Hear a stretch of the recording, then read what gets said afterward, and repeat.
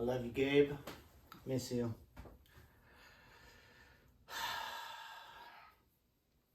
So if you're watching this, it's Monday, May 6th, 2024. When I'm recording it, you're probably watching it at a later date. And that means that I've taken steps to progress from here. And where here is I have been a DJ, since 1996, but I am in Humboldt County, California. And I moved here in 1999 and opened a record store and started DJing and went 20 years pretty solid with that as my focus and core mission to make the world a better place through music and art and dancing, because I think dancing makes the world a better place and makes us happier, and if it doesn't, at least we're dancing when it's all fucked up. So 20 years solid, and then 5 years ago I just stopped and walked away from everything. I had a radio show for 16 years every Friday, gigs, all kinds of stuff going on, and just stopped. And I touched my older laptop once in 5 years, the DJ laptop that I have, and played on 4/20, 2020, so right in the beginning of the pandemic. One gig with my friend Cassidy Blaze, big up yourself. And besides that, I kind of thought I was done with DJing forever, like I have a lot of gear and records, and it's always going to be a part of my life. But as far as doing it to make a living, I did it for 20 years, and for mainly mental health reasons, took a break. And I had no idea that a break would be 5 years.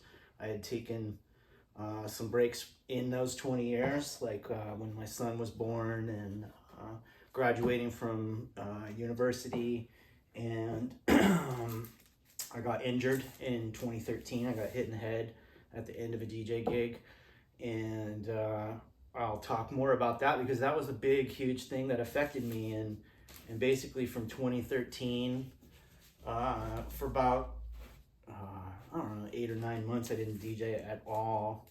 And then for a good solid year, I only played with my friend Jason and kind of shadowed him at his gigs, had to relearn how to do a lot of things. And that affected my life in a great way. It still does. I've had seizures since then.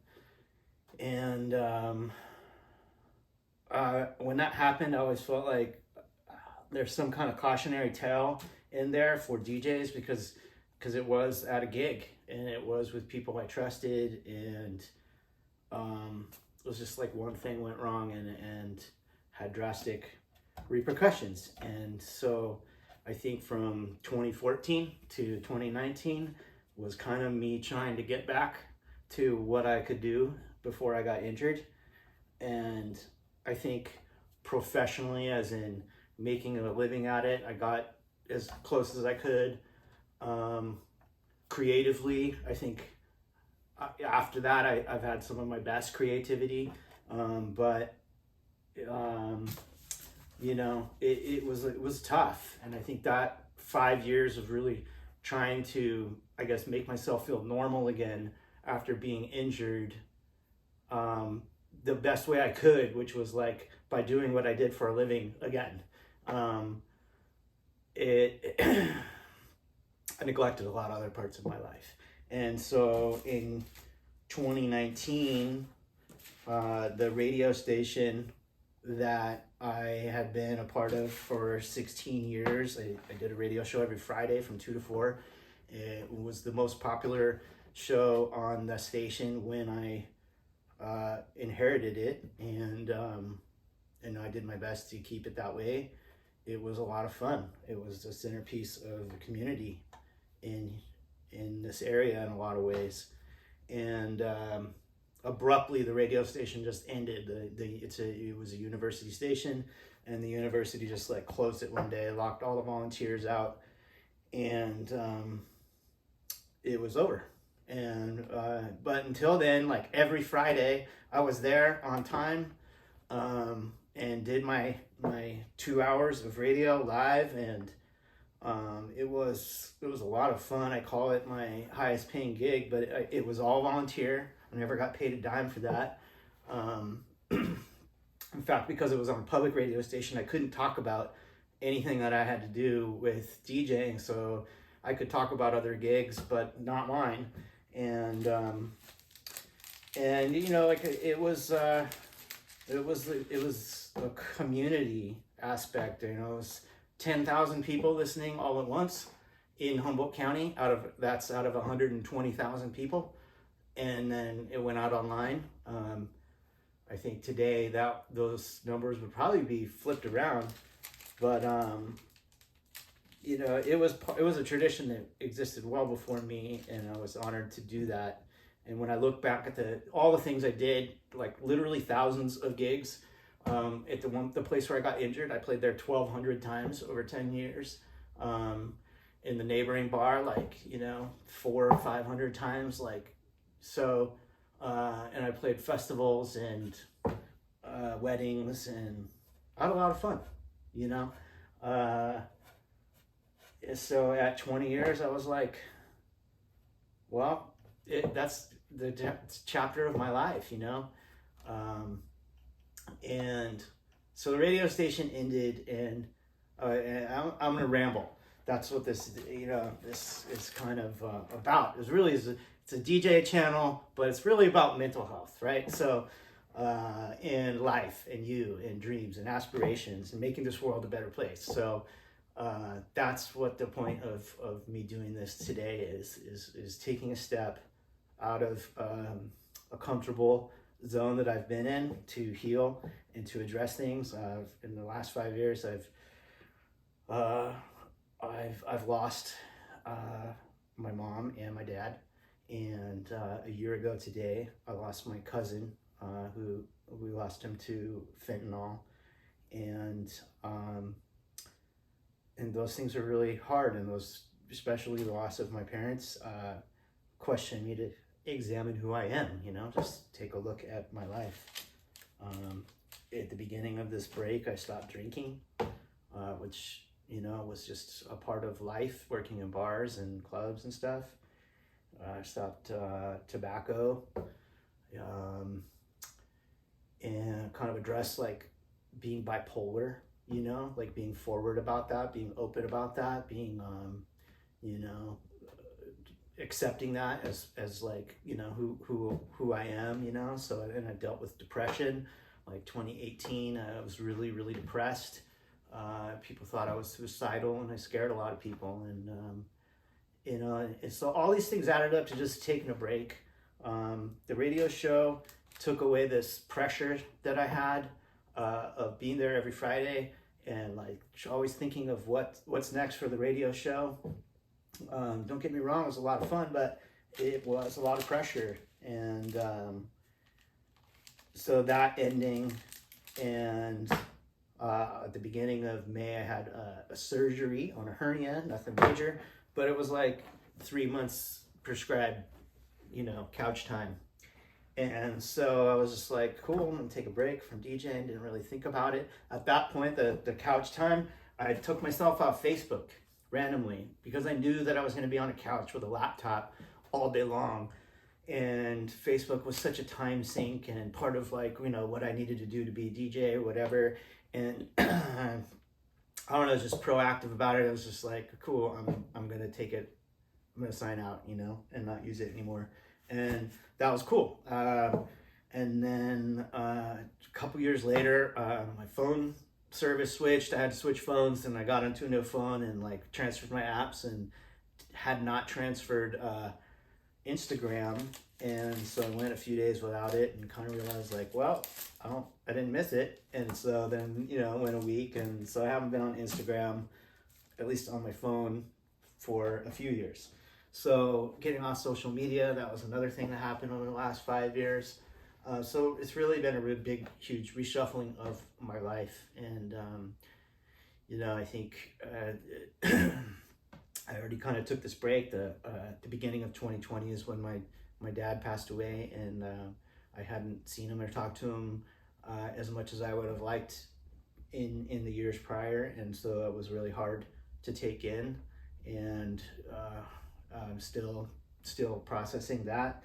But as a result, I really made a big effort to get closer to my mom, and thankfully so, because she got sick in April of 2022 and passed away in August of 22 from a infection in the brain, real sudden and unexpected, and she lived a really vibrant life, and kind of made the choice early on that if anything happened to make her life less vibrant, that she would just want to move on, and that's kind of the way it worked out. So, recapping, in the last 5 years, it was like, if I'm going to move on from DJing, get rid of the stuff, and I think I've always wanted to, keep a pair of turntables and a mixer and the ability to, to play music and for fun, right? As I explored other opportunities, I'm in the world of cannabis, and so I focused on that for a while. And so just about a month ago, it was my birthday, and to be honest, on my birthday, I was really depressed, but shortly after that, I think something clicked in me, and it was like, I felt this kind of need to do something with the things that I had acquired, and I'm in this really cool studio, which you'll see more of at some point, that I've been here for like a year. I haven't done anything with it. It was just kind of a place to put my things, my mom's things, and then but it is like kind of my studio that I've always wanted for 25 years here in Humboldt come true. And so there's a place for like sound system storage. A year ago, I acquired this sound system, the Basscraft sound system, which you'll see and is amazing. Beautiful sound system that's been built by my friend. I decided to do that right after my mom died, and I'm really glad I did. Because it's an important sound system for our community, and it's an amazing world-class sound system built by the Dubba Smugglers in, where are you guys, Manchester, UK? So more on that later. And so come to a few weeks ago, it was like something clicked in me, and while I took this break, everything changed. Like Shure stopped making their needles, and Serato got bought by Pioneer, or is buying by Pioneer. RANE got bought by Newmark. Like the technology changed. I was already kind of stuck in my ways. This is a 57, but I had a 62 with a 2012 or 2011 MacBook Pro, double hard drive. And I use Scratch Live. I would beta test Serato DJ, but I would only use Scratch Live to DJ with, and pretty particular about turntables. Had to be, my turntables, control vinyl, Scratch Live, and otherwise I don't play. And it was like that on the radio station. I got the radio show to the point where I could bring in my mixer, and I was able to use the turntables and do on the radio what I did in the club or whatever, and that was where it kind of linked. It clicked for me. It was just like, yes, this is it. And people would tell me, oh, this, your radio show's good, and I was like, I knew it was because I had these elements together. And so I've been on this mission. Things changed at the radio station, and like they stopped letting me use the turntables, and so I started pre-recording the show on a setup that I liked, and that was okay, but it was not the same. And then I went back to using it live, and then the station ended. It was, anyway. So, it was like, I want to DJ again, but I had to buy a new laptop and a new mixer, which, right, that's a few $1,000s, and not priority in my life when DJing wasn't front and center. So, this RANE 70 A track mixer, I think, has been out for about 3 years. And when I saw it, I was like, oh yeah, that's the one I want. And so I got this I'm not uncertain about the future of Serato and all things, but I know it'll work for now. And I think this is a very beautiful, well-made mixer.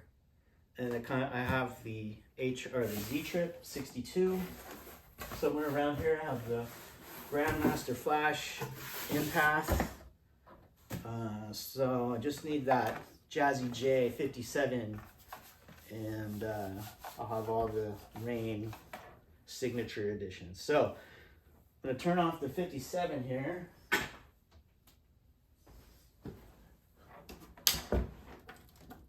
This is not my original 57.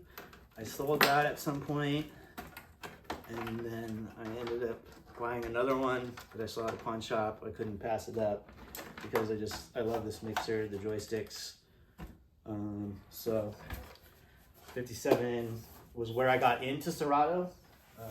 I had been kind of skirting the edges of digital. I went from vinyl only with like a Discman. You know, I would like just stop the CD, pause it right at the right second, and by the way, this is an unbox. I've already opened this and looked at it and plugged it in, made sure it worked, but this is the first time I'm touching this and using it. So I might have to use those, but I think I got some more around here. I'm gonna turn those battle style.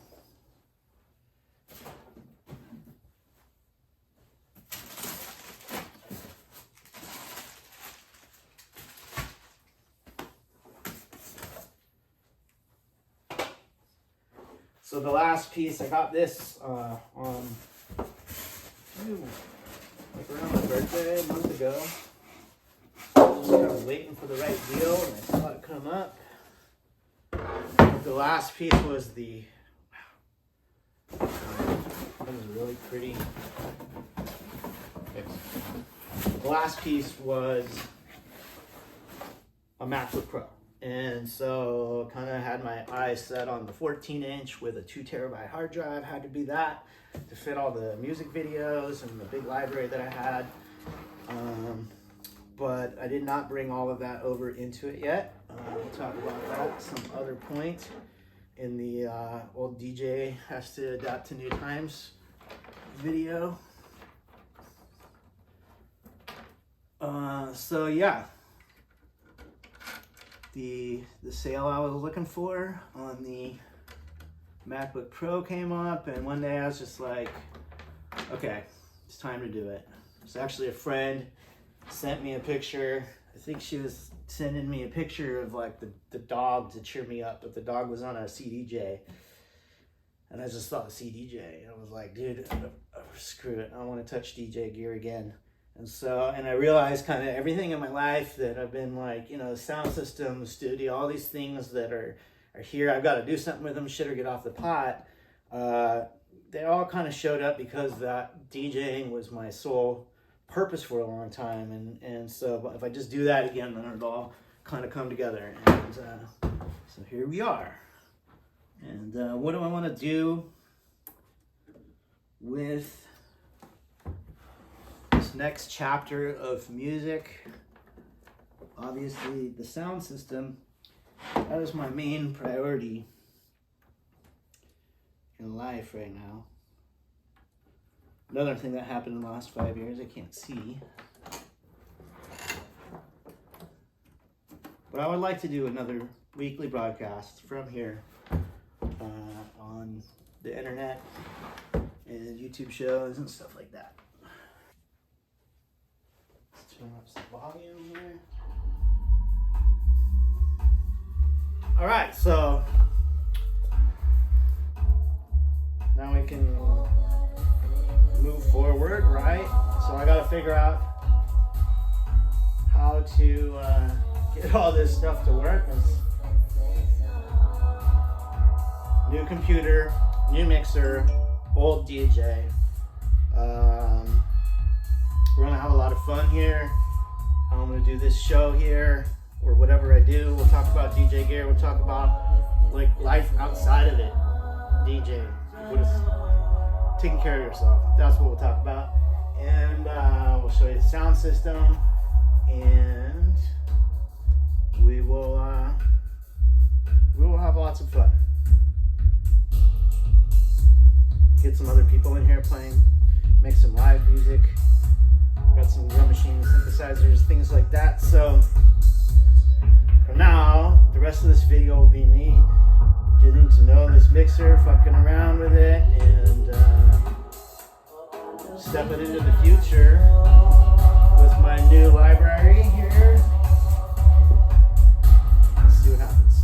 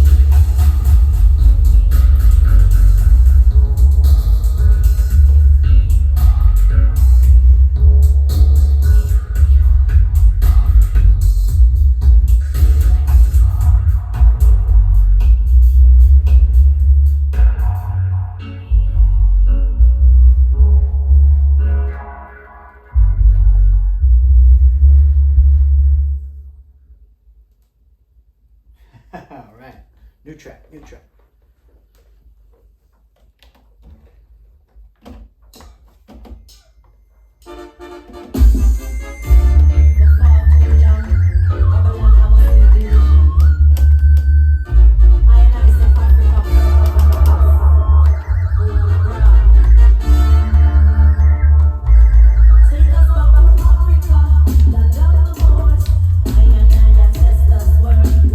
Before you walking, baby,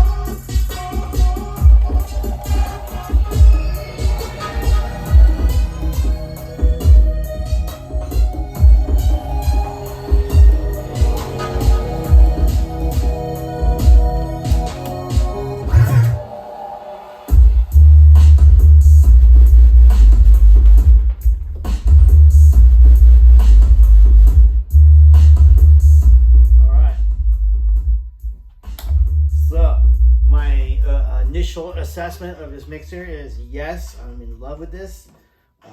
It is really cool to jump on a mixer. The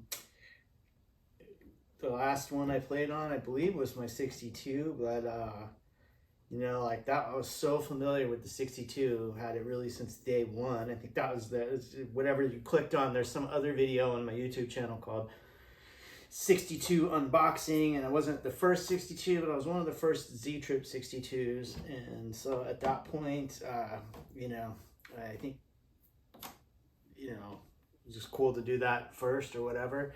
And that video got a lot of views and a lot of really negative comments. So if you want to leave some more of those, go ahead. You have plenty to pick apart in this video from my whether it's, you know, whatever you want to talk about. You know, I'm just not gonna give a shit. So don't be offended if I don't read them. But I am excited to play music again. I'm excited to get to know this mixer, as there were a lot of things that were pretty second nature already, but some things that I wanted to, you know, like where the EQ is in relation, my level, I could have that a different knob or something. You probably noticed I was picking the needle up a bunch of times, and that goes back to Scratch Live and needle lock. So I don't even know if that's possible in Serato DJ. I'll have to look into the settings. Sticker lock. I mean, I made them add it to Serato back in the day, or Scratch Live. So I'm excited to figure out those things. I'm excited to learn about the stems and some of the new features like pitch cues and all those. I'm not like trying to be some DMC champion or whatever, but I do like to mess around with those things, and you know, I just want to make people dance. So that's one thing I noticed going back through my library, and something that I'll talk about on this channel. It's just like, you know, people sometimes will ask me like, oh, can I copy your hard drive? Like, hell no. This is like, you know, it's kind of cool to take a break from it and to think about, you know, music.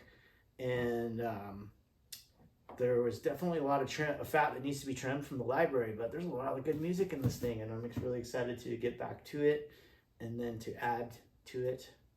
But I think before I acquired too much music, and it was always this like getting new music, but then going through it and kind of getting rid of stuff that didn't work. And now, you know, I'm not going to be playing a bunch of different kinds of gigs like I was before, so I can kind of listen to something and know whether or not this is going to be useful to me, and if not, then I can let it go. It's on a backup hard drive somewhere. But I will not be playing your requests. I don't give a shit what you want to hear. I'm going to play what I want to play. And I think, you know, towards the end of that run, 20-year run, I think I had some gigs that really just, it all seemed to kind of come together. The radio show at the end was like what I would play at a festival or something. And you know, there's going to be some commercial, some pop stuff in there because I like that stuff. And there's going to be, you know, underground stuff and things that are rare finds and things that I know other even digital DJs might not have or know what they are. So no, you cannot copy my hard drive. This is mine. But I'm gonna really hone in on you know, picking out good songs. For a long time, it was just always a quest to have enough bass to play. And now you'll see with the sound system, there's no doubt that there is enough bass. So picking the right songs for it is the most important thing. And then being able to play on that kind of sound system, you know, it's one thing in here, I can dial it in, but then you go on something, you know, that's delivering sound to thousands of people, and it's a whole different experience. And you don't get to practice. You're on, and it's by the time you know, get used to it, your set's over. And so that's something that, like, you know, I think I was fortunate to encounter those things and to have those experiences, but it made me want to hone in on that. And I've watched other DJs and been inspired, like, you know, what would happen given the right tools. and in practice, you know, like even producers get to hear your music on the sound system, and then you'll know what to change or what to do differently next time, or what to keep, you know, and what works. And so that is my mission with all this stuff and this gear, and my role as a DJ. Don't need so much to play your wedding. It's going to be really expensive if you want me to, and you don't get to pick out the music. But I can recommend you some great DJs if you do want to pick out their music. But I want to play what I like and have fun with it, and hopefully you like it too.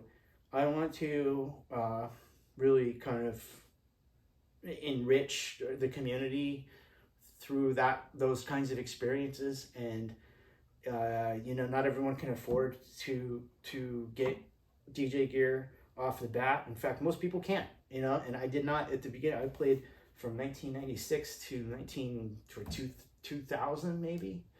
I didn't have any professional DJ gear. I went to thrift stores and bought thrift store turntables and used my Discman and whatever mixer I could find, and like home stereos and home speakers that I found on the street and stuff, and that was fun, and that was good enough for me. And then I found myself opening a record store, and I was like, well, I better get some better gear, and I bought some 1200s for the store, and it was like, oh, this is great, because I could use them instantly, because I had worked with such inferior gear and I'd overcome so many different obstacles. Once I put real professional gear in my hands, there was like no learning curve. I remember that first day in the record store. In fact, the only picture I could find of that version of the record store could have been that day, because I have a big smile on my face, and it was just like the joy of mixing house records and beat matching, you know, and having it work and having it fun. And then, you know, as time went on, I understood the importance of having a high quality mixer, you know, and today you can have a high quality mixer and all the features, probably too many features, but you know, I always picked sound quality over it, and that kind of led me towards scratch mixers and stuff like that. And I never was really into scratching, but the sound quality, you know, I had an Eckler and different, you know, the RANE gear really changed being able to play music loudly, right? And so between here in a studio, more of a studio environment, and then next door we can set up the big sound system and have that kind of a event or broadcast where, you know, you get to like feel the whole bass. You know, I mean, if you're watching this on YouTube or whatever, you might not, unless you have the great sound system. We'll do our best to make the audio quality work, but for the performer, I'm about the DJ, and so I want the DJ to have, you know, a comfortable DJ booth at the table at the right height, you know, functioning gear that works good. These are 1200s that I made myself or customized. I mean, I didn't paint them, but I put them all together, and I know they work right, you know. They're pretty cool, but you know, this isn't, they don't leave the zone, you know. So we'll get the right DJ gear in here to play in a professional environment and learn how to use that gear, you know. Controllers have their place, but it's not in this studio, and it's not on that sound system. And so let's learn how to use the gear right. We've got, you know, the Model 1. We'll get the Pioneer gear in here and stuff. And I am excited to kind of get other DJs in here and producers to have those kinds of experiences. And we'll goof and take care of ourselves. All right, thanks.